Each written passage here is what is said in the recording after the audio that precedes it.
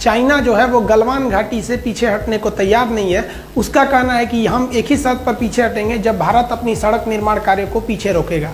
इसके बदले भारत सरकार ने भी बहुत ही कड़ा एक्शन लेते हुए पूरा चाइना का जो LAC पड़ता है, यहाँ से लेके कश्मीर से लेके पूरा अरुणाचल प्रदेश का एरिया में यहाँ पर अपनी मिलिट्री तैनात कर दिया है। ये बहुत ही बड़ा सिचुएशन क्रिएट हो गया कि पूरे बॉर्डर पर फौज तैयार हो गई है और नेवी भी तैयार बैठी है नीचे से। तो समझते हैं गलवान घाटी को लेकर चाइना इतना सेंसिटिव क्यों है और दौलत बेग ओल्डी और सियाचिन से इसका क्या कनेक्शन है। देखिए, जो सड़क को लेकर विवाद चल रहा है ये काफी पुराना है। 90 के दशक में जॉर्ज फर्नांडिस थे, जो अटल बिहारी वाजपेयी जो प्रधानमंत्री थे तो वो रक्षा मंत्री थे। इन्होंने कहा कि जो चाइना से लगने वाले बॉर्डर एरिया है वो सेफ नहीं है, वहां स्ट्रेटेजिक सड़कों का बहुत ही अभाव है। स्ट्रेटेजिक सड़कें उन्हें कहते हैं जिस पर तोप, टैंक, कितने भी भारी व्हीकल्स को ले जाएंगे कोई असर नहीं करता है। बरसात हो, कितने भी खराब मौसम हो, कुछ प्रभाव नहीं पड़ता है। भूकंप के दौरान भी वो अपनी क्षमता को बनाए रखते हैं, अतः उन्हें आप कह सकते हैं कि हमेशा आपके लिए वो रेडी रहते हैं स्ट्रेटेजिक सड़कें। तो इन्होंने स्ट्रेटेजिक सड़कों के लिए ऐसे 61 स्ट्रेटेजिक सड़कों की पहचान की जॉर्ज फर्नांडिस। और आज जो विवाद इसलिए हो रहा है कि भारत सरकार का एक ऑर्गेनाइजेशन है बॉर्डर रोड ऑर्गेनाइजेशन BRO, उसने 75% सड़कों को कंप्लीट कर दिया है। ये सड़कें इतनी तेजी से कंप्लीट की गई कि जब अरुणाचल प्रदेश में इन सड़कों को बनाया जा रहा था तो वहां के गांव वाले अपनी जमीन को फ्री में दे दिया। हालांकि ऐसा कभी नहीं होता है, जब सड़क बनाए जाते हैं तो सरकार जमीन खरीदती है, लेकिन वहां के लोगों को सैल्यूट जो देश के लिए इतना सोचते हैं और अपनी जमीन फ्री में दे दिए कि हाँ यहाँ पे सड़क बनाइए ताकि हमारी आर्मी जा सके।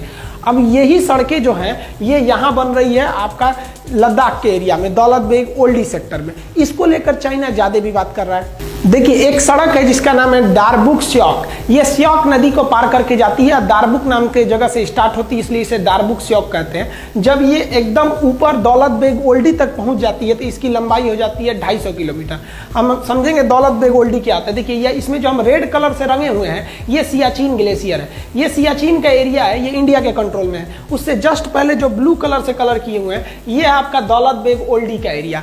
ये दोनों जरूरी है। सियाचिन ग्लेशियर दुनिया का सबसे ऊंचा युद्ध का मैदान है, तो वहीं दौलत बेग ओल्डी भारत या कह लीजिए तो दुनिया के सबसे बड़े युद्ध के मैदानों में से एक है। किंतु यहाँ पर एयरपोर्ट है, एयरफोर्स रहती है, तो ये हमको यहाँ पर तो फौज दुनिया में ये सबसे ऊंची बैठ गई और यहाँ पर आप कह लीजिए तो एयरफोर्स भी बहुत ही ऊंचाई पे बैठ गई। अब यहाँ से नीचे चाइना गलवान घाटी में अगर खड़ा रहता है तो चुपचाप वहाँ से बम मार दीजिएगा तो मर जाएगा। वहाँ से 9 किलोमीटर की डिस्टेंस पे, ज्यादा दूरी वहाँ पे नहीं। हाइट की वजह से चाइना को यहाँ बहुत ज्यादा घाटा लगेगा, लेकिन ये सड़क उसमें बहुत ज्यादा भारतीयों को एडवांटेज देती है। तो ये रेड वाला आपका एरिया हो गया सियाचिन और ये ब्लू वाला हो गया आपका दौलत बेग ओल्डी। ये जो सड़क जा रही है आपको, इस सड़क का ही नाम है दारबुक स्योक। ये स्योक नदी को पार करके जा रही है।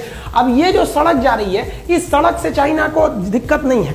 दिक्कत कब चालू हुआ, जब भारत ने इसी सड़क का एक लिंक खोल दिया इस साइड में, और ये जो लिंक था वो लिंक चला गया गलवान घाटी की ओर। अब बताइए, ये गलवान घाटी से केवल 9 किलोमीटर है। अगर ये सड़क नहीं रहती तो इस सड़क के अभाव में भारतीय फौज को गलवान घाटी में पहुंचने में 8 घंटे लगते, लेकिन इस सड़क के बन जाने के बाद वहां पहुंचने में केवल 35 मिनट समय लगेगा। अब बताइए, 8 घंटे की जगह आधे घंटे में अगर फौज पहुंच जाए तो वहां भारत के फेवर में हो जाएगा युद्ध। इसलिए चाइना कह रहा है कि हम तभी हटेंगे जब आप ये सड़क को काम रोकेंगे तब। अब इंडिया का ये सोचना है कि अगर आज हम सड़क रोक लिए तो कल तो तुम युद्ध के मैदान में भी कूद जाओगे और हमारी सड़क नहीं बनी रहेगी तो हमको घाटा लग जाएगा, क्योंकि चाइना का वादा उतना ही टिकता है जितना चाइनीज सामान टिकते हैं। भारत सरकार ने चाइना को सबसे ज्यादा जो जवाब दिया कड़ा, वो पर्यटक को लेकर, टूरिस्टों को कह दिया कि आप भी जाके घूम के आइए दौलत बेग ओल्डी कैसा है, आप भी जाके घूम के आइए सियाचिन ग्लेशियर कैसा है। अब विदेशी लोग आए, अब घूमने वहां चले गए। अब विदेशी जब आए तो उनको परमिशन कौन देगा घूमने का? इंडिया। ये भारत के लिए सबसे बड़ा प्रमाण पत्र हो गया कि भैया मेरा जगह है, तभी ना हम घूमने के लिए उनको वीजा दिए हैं। तुम्हारा रहता तो तुमसे पूछ के आते। अब वो देश का वीजा हमारे लिए एक तरह का प्रूफ बन जाएगा। अब चाइना इसको समझ रहा है कि भाई ये गलवान घाटी कितना इंपॉर्टेंट है। ये जो सड़क है ये 14,000 फीट की ऊंचाई पर बनाई गई है, 250 किलोमीटर लंबी है। पहले जब ये सड़क नहीं थी तो ये स्याक नदी को पार करना होता तो एक टेम्पोररी ब्रिज था, इस पे हैवी व्हीकल्स नहीं जा सकते थे। लेकिन 2019 में भारत ने इस स्याक नदी के ऊपर एक भारी भरकम परमानेंट ब्रिज बना दिया। इस ब्रिज के बनने के बाद आर्मी के भारी भरकम व्हीकल, तोप टैंक इत्यादि को भी ले जाया जा सकता है। अब वहां पर हथियार पहुंचाने में भी दिक्कत नहीं होगा, इसलिए चाइना को ज्यादा डर लग रहा है इसके वजह से, इन सड़क और पुल के वजह से। लेकिन वो खुल के नहीं कह रहा है, हम हिंदुस्तानियों को वो फंसा के रखा है, मीडिया के थ्रू दबाव बनवाना चाह रहा है कि गलवान घाटी को विवाद है। विवाद गलवान घाटी को है ही नहीं है, विवाद चाइना को इस बात का है कि ये सड़क को नहीं रोकेंगे तो गलवान घाटी होकर भी चाइना का नहीं रहेगा, क्योंकि हाइट से हम लोग 14,000 फीट की ऊंचाई से हम लोग आराम से देख लेंगे ओ चाइना क्या कर रहा है तुम वहां पर। युद्ध के मैदान में सोचा ईंटा चला के मार देंगे हम लोग। यहाँ चाइनीज गवर्नमेंट का प्रेशर उनकी आर्मी पर भी है, क्योंकि चाइनीज गवर्नमेंट के खुफिया जानकारों ने चाइनीज सरकार को बोला था कि भारत वहां बहुत ही खतरनाक सड़क बनाने जा रहा है। लेकिन चाइनीज गवर्नमेंट ने जब आर्मी से पूछा तो उनके आर्मी वालों ने कहा कि इतना भयानक भयानक पहाड़ है, वहां सड़क बनेगा कैसे? देख रहे हैं पूरा सीधे सीधे ढलान है, कहां से अच्छा सड़क बन पाएगा? इतना बड़ा बड़ा पहाड़ है, सड़क नहीं बन पाएगा। गवर्नमेंट आप टेंशन नहीं लीजिए, हम लोग है ना। दिक्कत कब हुआ? जब ये सड़क बनकर तैयार हुआ तब। देखिए ये सड़क ऐसा बना दिया, इंडिया वाले भी बताइए इतना भयानक सड़क बना दिया सब। अब इसमें जो सेना की जो गाड़ियां चलती हैं वो बुलेट ट्रेन की तरह भाग रही हैं सब। इन सड़क पर पानी भी नहीं लगेगा, क्योंकि जहां तक सड़क गई है वहां तक पैरेलल नाला लेके गया है, दोनों ओर से पानी भी नहीं लगेगी। स्ट्रेटेजिक सड़क इतनी भयानक लग गई कि चाइनीज सरकार अपनी आर्मी पे भड़क गई कि रे चोट्टा कहीं का, तो बोला था कि सड़क नहीं बनेगी, कौन सी बना दिया देख तो। अब युद्ध के मैदान में धड़ाक से फौज उतार देगा, तू लोग मुंह ताकते रहना। चाइनीज सरकार का उनकी आर्मी पर गुस्सा एक बात और से है कि ये जो दौलत बेग ओल्डी है, इस दौलत बेग ओल्डी पर जब भारत ने अपनी एयरफोर्स को उतारा था तो एएन नामक विमान को उतारा था। ये छोटा सा जहाज है, इसमें 30-40 लोग बैठते हैं। तो इस पर चाइनीज आर्मी ने कुछ खास एक्शन नहीं लिया था, कहा था 30-40 आदमी के जहाज में क्या होगा। लेकिन इंडियन एयरफोर्स ने एक और खतरनाक काम कर दिया। एयरफोर्स ने पहले तो उतारा ही छोटका विमान एएन नामक छोटा सा, और जब ये उतर गया सक्सेसफुली तो यहाँ उतार दिया अपना C-17 ग्लोब मास्टर और हरकुलियस नामक भारी भीषण विमान। ये विमान जो है ना भीम है एकदम, समझिए तो 70 टन उठा के उड़ जाएगा। एक हाथी 10 टन की होती है, 70 टन उठाएगा, 7 गो हाथी को लाद के उड़ जाएगा। इतना किसी भी मौसम में उड़ सकता है, पहाड़ के बीच में भी उड़ सकता है। आप इसे देखिए कितना खतरनाक ये लैंडिंग करता है। भारत ने जब दौलत बेग ओल्डी में अपना सबसे भयानक विमान C-17 ग्लोब मास्टर को उतारा तो चीन में खलबली मच गई, क्योंकि एक बहुत विशाल विमान है और इतने पहाड़ी वाले एरिया में इस विमान को उतारना एक तरह से काफ़ी चैलेंजिंग था। किंतु भारत ने इस बड़े भारी भरकम विमान को दौलत बेग ओल्डी में सक्सेसफुली उतार लिया।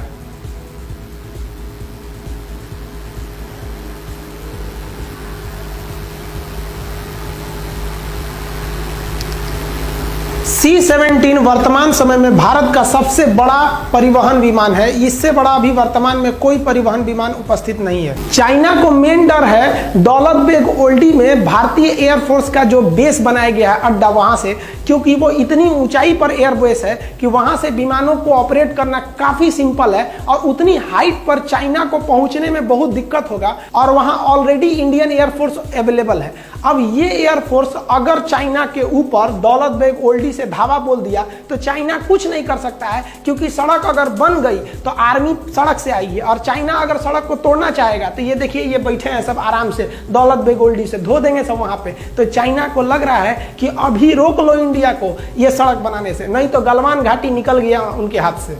चाइना को तो 2 झटका लगा, एक सड़क बनाने से और एक दौलत बेग ओल्डी में उनकी एयरफोर्स जो इंडिया का बन गया है उनसे उनको टेंशन है। उससे भयानक टेंशन उनको आ रहा है अब सियाचिन ग्लेशियर से। ये जो सियाचिन ग्लेशियर है ये दुनिया का सबसे ऊंचा युद्ध का मैदान है और इसी सियाचिन ग्लेशियर के इधर से चाइना एक सड़क ले जा रहा है CPEC, China Pakistan economic corridor. इस सड़क के माध्यम से चाइना चाहता है कि वो भारत का चक्कर न लगा के आए हिंद महासागर से, इधर से ही चला जाए। अब बताइए अगर इधर से इनकी ट्रक सामान जाएगा और भारत से युद्ध करके सोचेंगे उधर से चले जाएं, तो यहाँ हमारा सियाचिन ग्लेशियर है, युद्ध का मैदान दुनिया का सबसे ऊंचा, और यहाँ दौलत बेग ओल्डी में हम अपना हर एक विमान जहाज उतार के देख लिए। और सियाचिन ग्लेशियर में हम लोग ने हेलीकॉप्टर लैंडिंग हर एक चीज को करा दिया। वहाँ हेलीकॉप्टर नहीं उतर सकता था, जहाज नहीं उतर पाती थी सर, लेकिन भारतीय एयरफोर्स ने कर दिया। आप वीडियो में देखिएगा कि कैसे वहाँ लैंडिंग की गई।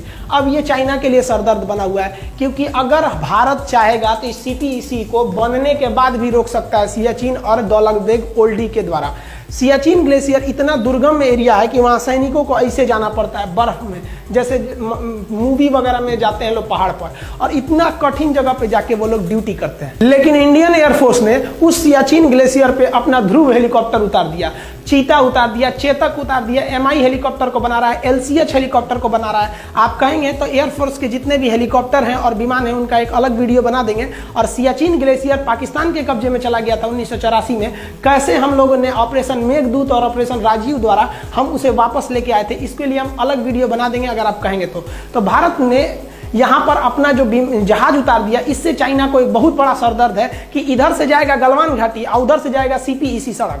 इस एरिया में छोटे हेलीकॉप्टर को भी उड़ाया जा सकता है और आराम से यहाँ पे ऑपरेट किया जा सकता है। इस वजह से चाइना को यहाँ पर एक ज्योग्राफिकल घाटा लग रहा है हाइट को लेकर, क्योंकि उधर से चाइनीज एयरफोर्स इतनी हाइट पे आएगी जब तक ये लोग हाइट पे पहले से अवेलेबल है वहां पर। भारत सियाचिन ग्लेशियर पर हेलीकॉप्टर भी उतार सकता है, वहां अपनी सैनिकों को, रसद, सामान सामग्री को हेलीकॉप्टर जैसे चीता, चेतक, ध्रुव जैसे हेलीकॉप्टरों को वहां आराम से उतारा जा सकता है और वहां पर रिफिलिंग तथा रसद सामान इत्यादि को पहुंचाया जा सकता है।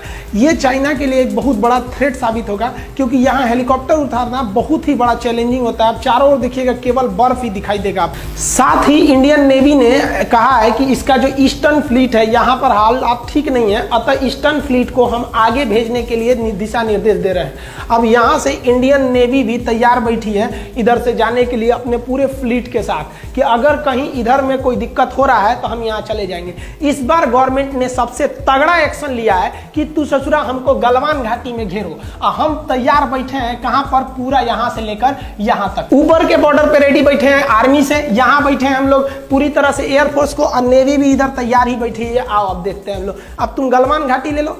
अगर थोड़ा भी युद्ध हुआ, 10 दिन का भी युद्ध हुआ ना, तो युद्ध किसी के परिणाम में जाने वाला नहीं है, क्योंकि दोनों अब परमाणु संपन्न देश है। तो एक बात तो कंफर्म है कि भारत के लोग चाइनीज सामानों का उपभोग करना पूरी तरह से छोड़ देंगे और चाइना को व्यापार घाटा बहुत ज्यादा लगेगा। चाइना बॉर्डर पर डेली चाइना की ओर से अलग अलग प्रोपेगेंडा को फैलाया जा रहा है। मीडिया में चाइना इस तरह से प्रस्तुत कर रहा है जैसे चाइना 8 किलोमीटर घुस गया है, 10 किलोमीटर घुस गया है। ये आप लोगों के ऊपर दबाव बनाने के लिए बनाया जा रहा है। इंडियन आर्मी वहां पे खाली नहीं बैठी थी कि तुम घुस जाओगे, हम लोग कह देंगे हाँ आइए। इंडियन आर्मी घुसने नहीं देती उन लोग को, लेकिन ये खबर पाकिस्तान और नेपाल के थ्रू इंडिया की ओर भेजा जा रहा है और तरह तरह के साइकोलॉजिकल दबाव बना रहा है। आप भी ये सोच रहे होंगे कि इंडियन आर्मी क्या कर रही थी, ये केवल उनका दबाव है ताकि आप ये सोचकर डर जाइए कि आप चाइना से मुकाबला नहीं कर सकते। ये बात गलत है कि चाइना हमारे ऊपर दबाव बना रहा है या हमारे फौजी उनको घुसने के लिए अंदर जगह दे दिए थे, एकदम गलत है। ये सही है कि स्टैंड ऑफ हुआ है, दोनों आर्मी खड़ी है, लेकिन ये खबर गलत है कि वो हमारा 8 किलोमीटर कब्जा कर लिया है, 6 किलोमीटर कब्जा कर लिया है। ये आपको फेसबुक, व्हाट्सएप इत्यादि के माध्यम से जानबूझकर आप पे दबाव बनाने के लिए किया जा रहा है। इंडियन आर्मी पूरी तरह स्टिक है।